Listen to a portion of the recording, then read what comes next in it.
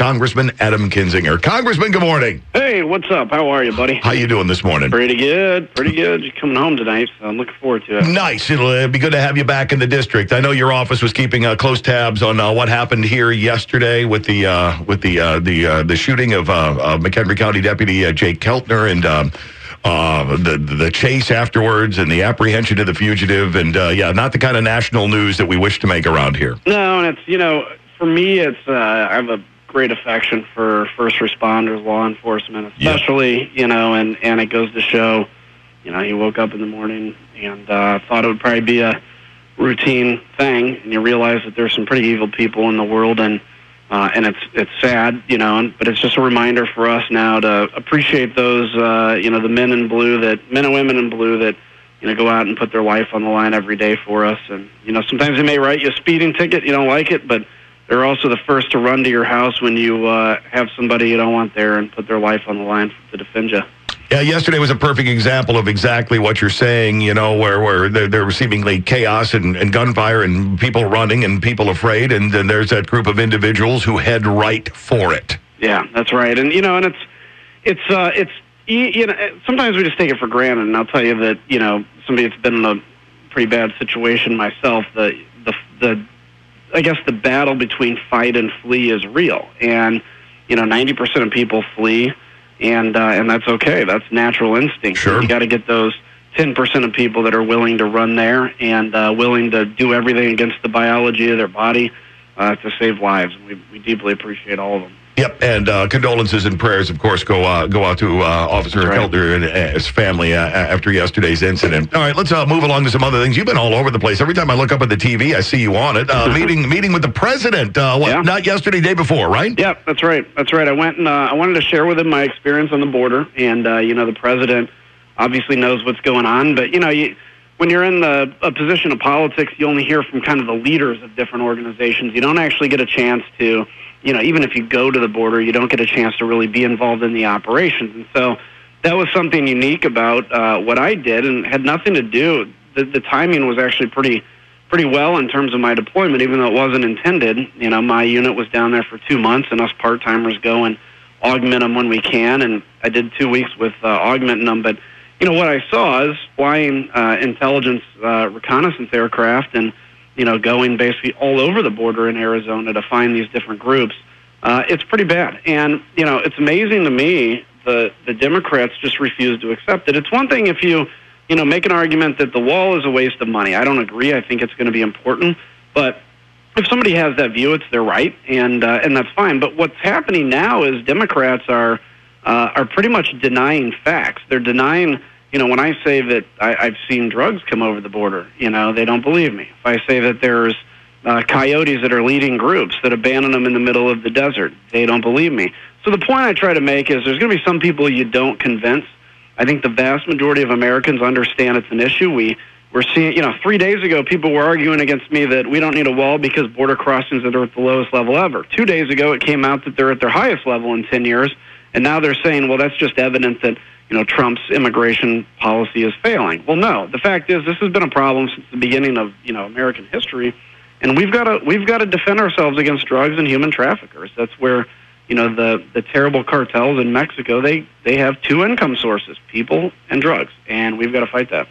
And I appreciate the fact that you had pointed out that before you went down, I believe this is a direct quote from you, I went down to the border keeping an open mind on the issue of whether this is an emergency or not. So you didn't have your mind made up, and if you'd gone down there and you thought to yourself, this is being overblown, you'd have come back and said that exact thing. Yeah. I've never been, nobody can question whether I'm afraid of, sometimes taking an unpopular position or speaking my mind. That's I figure, for whatever reason, the people and God has entrusted me with this position, and, my job is not to get reelected, it's to do what I think is right.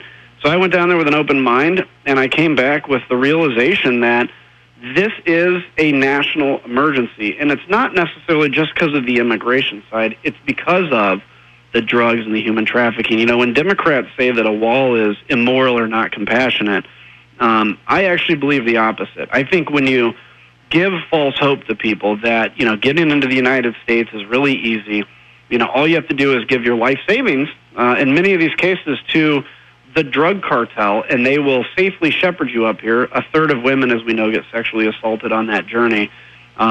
Kids as young as 10 years old are given pregnancy tests because of that when they come up here. That is immoral. That is immoral to give false hope to people. What's moral is to say, hey, it's a secure border. You're not getting in. Don't pay the drug cartels to get you in. But we are a country that's generous, and there's a right way to apply for a green card for residents, and let's set that up. But, right now with the Democrats pretending that somehow this is, a racist motivation, which is what they're saying, that's not true at all. This is a desire to not just protect our country, but also to protect those young kids that are being used. And when you talk about detaining kids, they're talking about the unaccompanied minor situation. Think about this. A parent is sending their child up alone in a big group of people where they don't know what those people are to come into the United States. And what the Democrats want, I guess, is us to just take that 10-year-old kid with nobody and just release him on the streets of America. It doesn't make sense. Well, it's an interesting conundrum, and like you talked about the back and forth. Oh, it's at the lowest level ever. Well, we have evidence here that it's at the highest level in 10 years. Yeah, but somehow that leads to the same exact conclusion for them. It's crazy. Yeah, well, then we should just keep doing what we're doing because either answer would have provided the same response. Right. And and the beat goes on. Yeah, and at the same time calling that racism and having a problem with that, but yet really having no problem with somebody you sit with on the House Foreign Affairs Committee.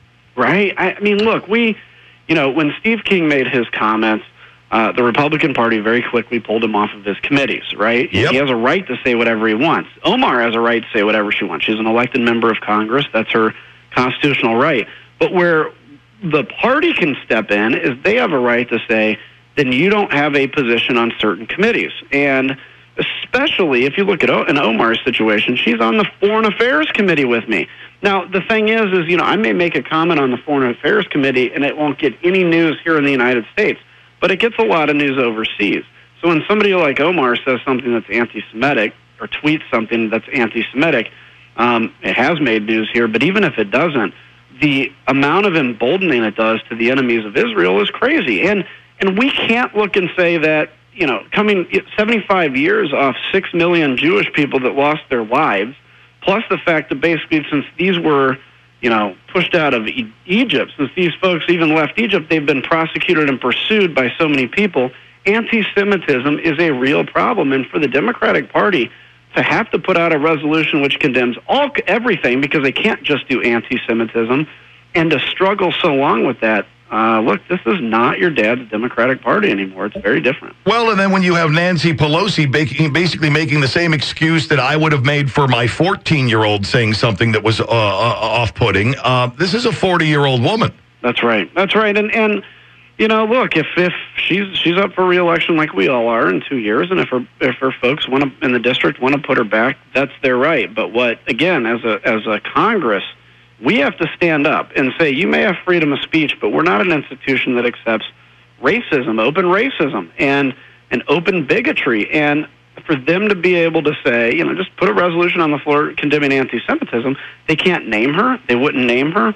And then in the whole debate, they said, well, we have to add, anti-Muslim behavior and all these different categories because in order to please their party, because they don't want to just focus on anti-Semitism, they have to do that. It's incredible. So, I voted for it because I'm against all bigotry, but, I think people need to understand that was a really bad situation the Democrats are in, and it's only going to continue. And you get the idea in listening to Ms. Pelosi whatsoever. No, I mean, look, it's crazy for us to say this, but Nancy Pelosi is now the moderate of the Democrats, and she has not changed her positions at all. They have just gone that far left. This is a race to the left.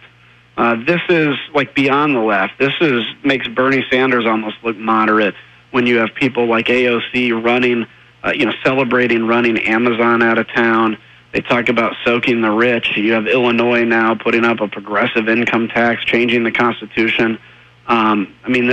This is way out of American mainstream. Congressman, as always, thanks a lot for carving some time out of your day for us. We really appreciate it. I look forward to the next time we can get together and chat. Anytime, man. Take care. Have a great weekend.